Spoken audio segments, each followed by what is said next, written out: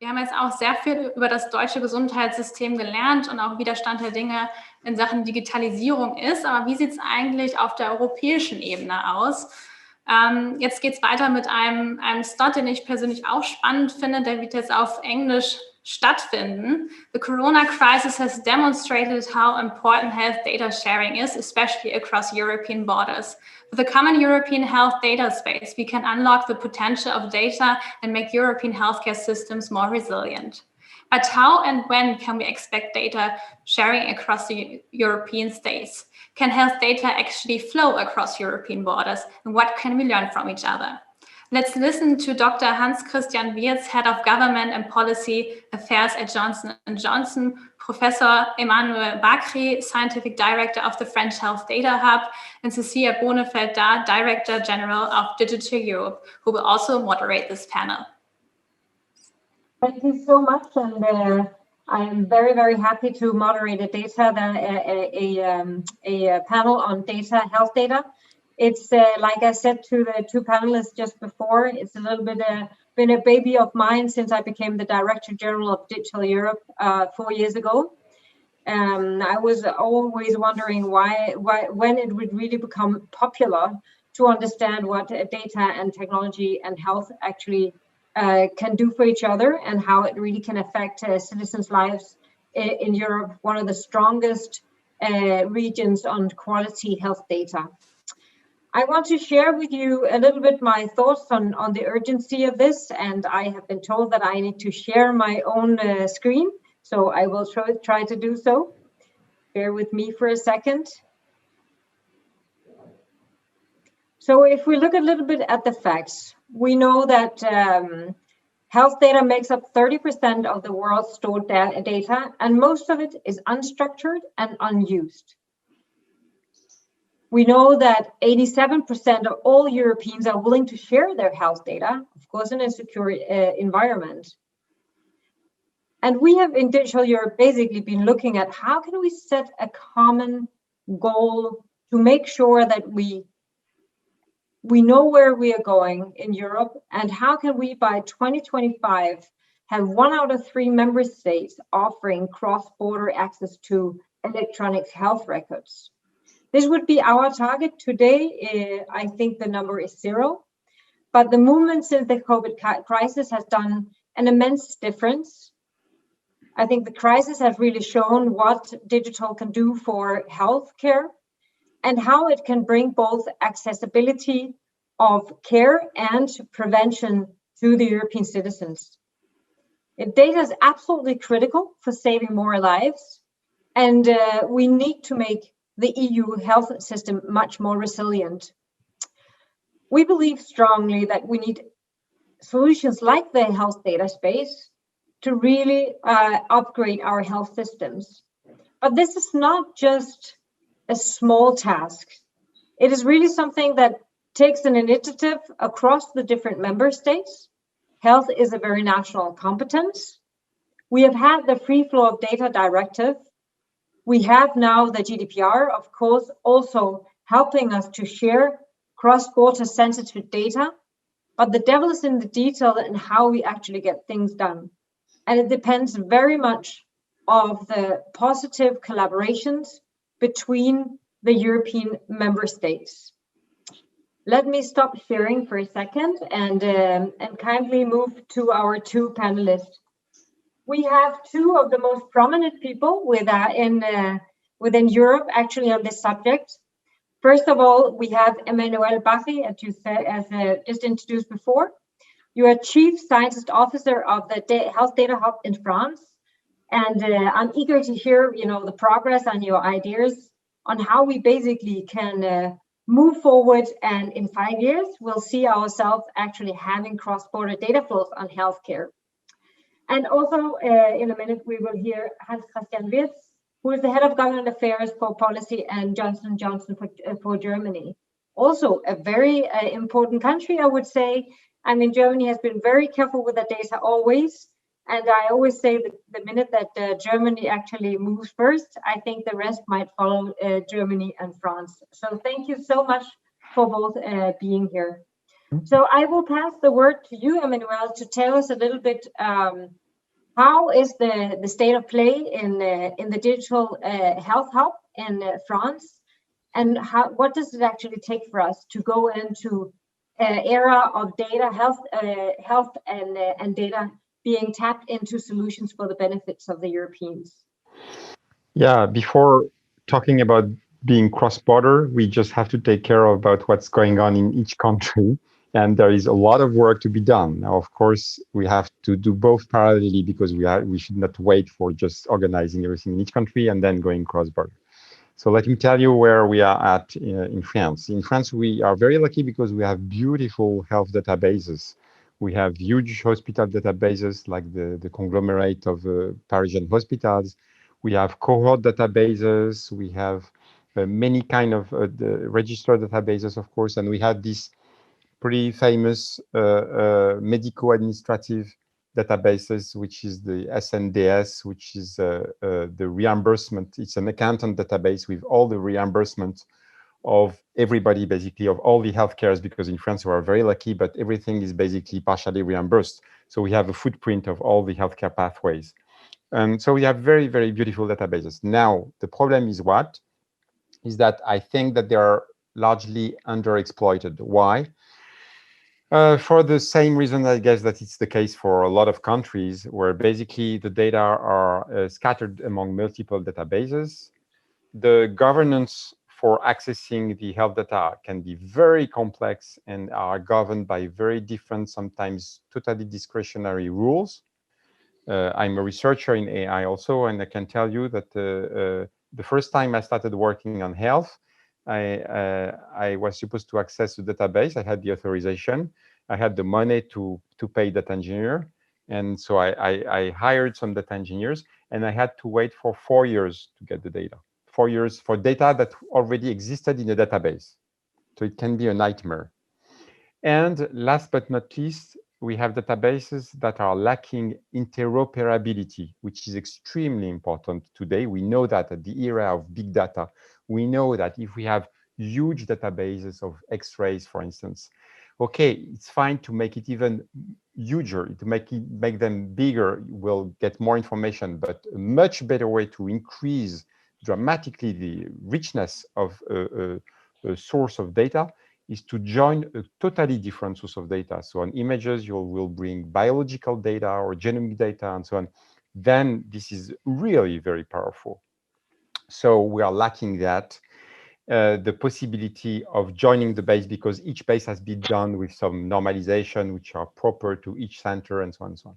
So basically, the Health Data Hub, the goal, the ultimate goal, if I had to say it very simply, is to try to solve these problems on the French health databases. It started with a law that was voted in July 2019, which is called Ma Santé 2022. And basically, the law says 3 things. The first thing is that the hub shall be the platform functioning as a unique gateway to this database I was telling you about, SNDS, for public interest research, operated by public or private groups. So that's a small, it's a big database, so that's important, but it's not a revolution. Second thing that makes this first point totally different, the second point of the law is that the SNDS has been extended. So the law changed what was called in France SNDS, that was this big accountant database, and it has been extended to all the healthcare data based on acts of care, fully or partially reimbursed by the National Solidarity.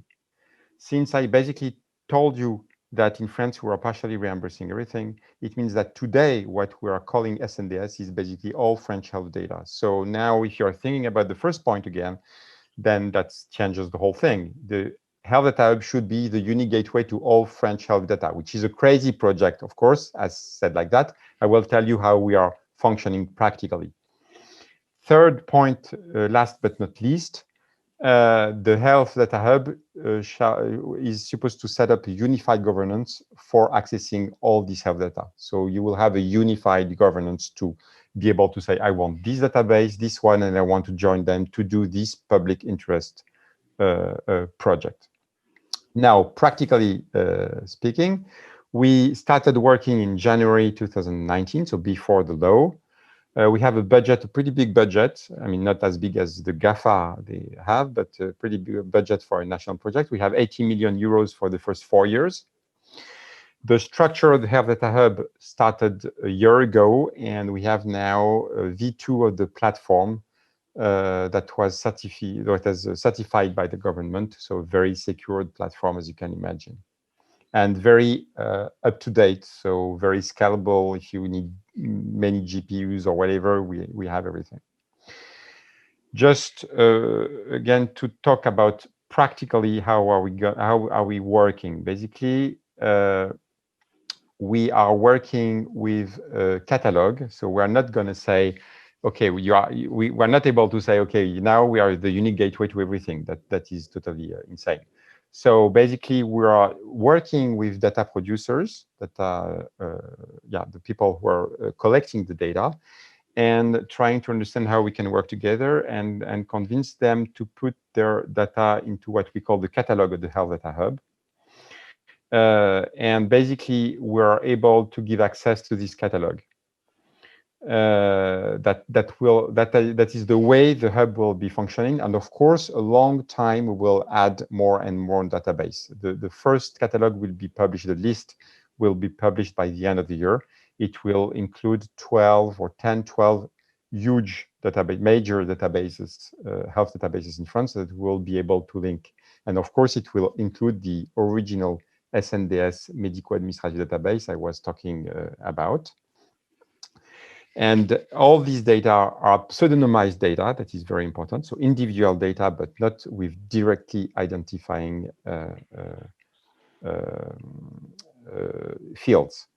And of course, we're working with the producers in order to valorize their data so that we can understand how valorization is working. Valorization is a major issue, I think, in the problem of accessing health data. We did define the governance, so there is a unique governance that has been set up already. So basically, when people deposit a project on the hub, which is the gateway, we give it to a independent committee that will validate scientifically and ethically the project. If they say it's okay, then there is the CNIL, which is the National Commission for Data Protection and Liberties, that will approve or not. If it's approved, we open a securized space on the platform with only the data that are needed for this project, and people can operate within this space remotely, and they do not have, of course, the right to take the data out of the platform. We have an animation also mission. So we organized a lot of, we organized a winter school. Maybe some of you did ask for participating. First week of January, we have 450 participants. It's AI for Health school. We developed some challenges. I have an affiliation program for researchers. So I have more than 200 researchers that are affiliated, so we can make connections between private companies, startups, and so on. So we do a lot of events like that. In order to work on practical problems, practical challenges, we've been, starting from beginning of 2019, identified some pilot projects that we started 2 years ago to operate with the old governance in order to try to understand where we met problems and trying to solve them. And right now we have about 38 such projects. Some of them are just starting on the platform. Some of them are COVID projects. Some of them were projects that were winners of a call for projects. So we have projects that can be that were proposed by startups or big pharmas or academic groups, or sometimes some consortium of all these tools. So we have very, very different kind of projects. All of them with like pretty big databases that ultimately will go into the catalog of the Health Data Hub. So we are talking about all the data from the emergency services In France, we're talking about 250,000 annotated mammographies. We are talking about real-time data coming from pacemakers. So many kind of data. Now, of course, it is very important for us not to do something specifically for France. First of all, the hub is open internationally. So if you are from another European country, you can ask for accessing the data. Okay, that's very important. And of course, we are in connection with most of the platforms in the European community with the same kind of initiatives, and even outside Europe, to understand how, but I guess we will have opportunities to talk about that, but in order to understand how we can work together. It's not an easy problem at all, because at the same time we're organizing what's happening in France, and also because the jurisdiction is different, and it's like it can be, and again, accessing the data is not, there is the jurisdiction problem, there is the valorization problem, there is the technical problem. It's not a simple task. There are so many yeah. things. Yeah. So, okay, this is a presentation. I'll go back on some points. No, but it's very interesting, and let me really, I will not ask you now, because I will pass to Hans Christian this, but maybe for you to think about. My question was a little bit, the link to the EU and the interoperability, but let's return to that. So maybe turning to you, Hans Christian. So, I mean, how do we get there? How do we, will we be in reaching our target and having one common system and one common data space? And how do you think we should invest? And let me hear your version of how you see this. Yeah, thanks, Cecilia, and thanks for having me here and inviting me. And I'm happy to share a little bit an overview how J&J thinks as a huge and large healthcare company about it and approaching it. And you can imagine, currently in the pandemic, we are certainly thinking every day how to structure and develop a vaccine, and then without digitalization and digital transformation, we would not be able to come in such a short time frame by sharing data to such a result, so that we are coming closer and closer to seeing the results out of the phase 3 trials. The way I thought about it is maybe to structure it into 3 chapters, speak a little bit about what are we doing in terms of, let's say, behavioral changing apps, and what we apply in addition to pharmaceutical and other treatments, and then maybe speak a little bit about treatment, and lastly also how we manage chronic diseases. If you think about behavioral changing apps, it's very interesting because, of course, you immediately think about scalability of those kind of apps. If you think about smoking cessation apps, for example, other behavioral changing apps, it has a huge potential to prevent significant diseases such as lung cancer, cardiovascular diseases, or something like that. Other examples, which goes a little bit broader, and which is not only from J&J, of course, if you think about the Corona app, what we currently have in Germany, that is a perfect tool, how digitalization will apply to a population here in Germany, so that it helps to manage a pandemic, to interact with people, to warn people, and also have the scalability to reach out to many more people across, even beyond Germany, of course. If you start to think about treatment, digitalization has a huge implication for how we do research. We are moving into an era where more and more diseases become very personalized. I'm a physician by education, and I can tell you where we 10, 20 years, we are speaking about breast cancer, lung cancer, those kind of diseases as a common disease. Nowadays, we are speaking about very small and tiny groups of people who are having breast cancer with a certain mutation. And here, of course, digitalization for doing research becomes very significant. We are talking about simulating control arms, so finding digital twins in existing data, which will then help to facilitate clinical trials in a much more efficient way.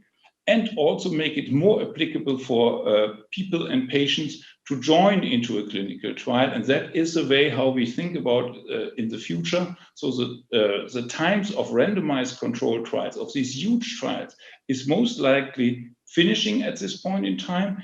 And we are more and more looking into simulating with synthetic arms, and therefore try to identify what is the next best treatment for patients. If you think about precision surgery, it really hits today the operation rooms of the world, where you start to see that in very standardized processes, digitalization jumps in, and you can start to see how digital surgery and robotics are jumping in.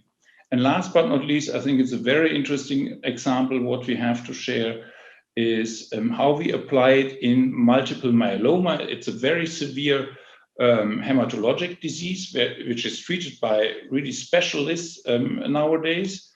And what we have developed together with universities is a AI-driven technology which helps the hematologist to identify the best treatment options available. Because in comparison to 20 years ago, where it was nearly a death sentence for each of the patients, nowadays people can survive perfectly if they find the right combination of treatments. And this kind of AI will help hematologists to identify what is the best treatment for the patient which they have in front of you. If you think about long-term monitoring of patients, there are very interesting examples which we have in J&J, for example, for inflammatory bowel disease, where you really use testing in an app where people at home can test themselves, and in order to assess what is the current progress of my disease. They are having a communication tool to their physicians, and therefore they are in constant interaction with the physician in a very efficient way. And that is how we think about a digitalized healthcare in this current situation. And of course, it has significant benefit, especially in a pandemic, because then you can see how a physician and patient interaction, even in a pandemic situation, can be done very efficiently. Last but not least, we really believe that data are at the heart of what we are doing, and it really helps to understand the burden of the disease and to delivering new treatments and quality healthcare. Therefore, in our opinion, a truly connected, interoperable, and sustainable common healthcare data space is a precondition to unlock the potential of healthcare data in the EU. Thank you so much. I mean, for me, Christian, I mean, what you're saying, I mean, we're totally aligned, and I know that Bitkom and Digital Europe is working very closely on this. Of course, with my European hat on, I would say maybe a question. We only have 5 minutes left. It's a very, time efficient panel, this one. But Emmanuel, I totally admire what France is doing. I think it's fantastic. I heard there you tell about that, SMEs and others actually have access. I'm telling you, every day I meet SMEs who are saying, like, I'm giving up, I'm giving in. I'm, for example, robotics finding cancer from radiologist pictures with AI. Struggling, house from house to hospital from hospital to get pictures. So, I mean, do you think that, have you found the model with being an intermediary, really making sure that the data is correct, that is ethical, correct? And is that what Europe needs to copy on a grander scale? Or are we again like saying, France is doing their thing, Germany is doing their thing, Denmark will be doing their thing, and Denmark is much smaller, it might be hard. Or can we actually take the model that you're working with and move it into the kind of European thinking of the data space and actually have a common data space at a certain point? Do you believe in that? I believe that ultimately we'll arrive to a common data space, but it's going to take a long time. And I do think we should start on some more concrete use case and with in mind this long-term goal. But we should work very quickly on concrete collaborations. And for me, for right now, I'm trying to collaborate with FinData, for instance, in Finland. And the first kind of collaboration, which is I mean, in terms of technical problems and stuff like that, very easy to set up, but which takes time, is just to say, okay, I identified a group of researchers in Finland, a group of researchers in France. They work on the same kind of topic. And now one is going to work on Finnish data, the other one on French data. And then they're going to share their results and they're going to work together on the results. That's the first step. Even such a collaboration is not that easy to set up. But then next step, of course, is to be able to, the same group should be able to access the two different databases. But then there are many problems. Do we need the federated learning or stuff like that? I think we have to work at different level of terms. It's very important, not just to have the long term, though I do believe in this long term goal. And I hope that I meet you in 1 year here and you will tell me that that we can steal that project and we can scale it. So last question to you, Hans Christian, maybe. So, I mean, can you work with that? I mean, do you want to work country by country and do you want to wait for 5 years or do we have the time? How much time do we have? I mean, let's say you had these European data space with all the available data. I mean, you must be able to do wonders, right? I mean, do we have the time? No, I think time is up. And I think it's exactly now the time also to change, because that is in so far where the pandemic really becomes an opportunity. And I think you can see now how much change you can really apply to people. I think what we need to have is a unique data identifier and healthcare identifier, which we can use across Europe, use the strengths of the European Union in order to build a European health data center. And in so far, really use the power of the data which we have here and work with our different health systems. And in so far, I would always say, let's go now and not do the piloting, really start to embed it into the European Union here. Well, it seems there is a joint action, you know, on the European health data space that starts at the beginning of January, and France is a co-leader of a task on cross-border data sharing. So hopefully this will... I would say it seems in this group of people, we have the driver and the man to actually do it. So hopefully we can also find the collaboration. Thank you so much for inviting me, Bitkom. Maybe we can hook you up with Syntec Numerique and also support you as organizations across Europe to actually make this great vision actually come through. So thank you so much, Emmanuel. Thank you so much. Thank you to you. Christian. It was excellent to meet you, and I hope to meet you again next year. Thank you. Bye-bye. Bye. Bye-bye.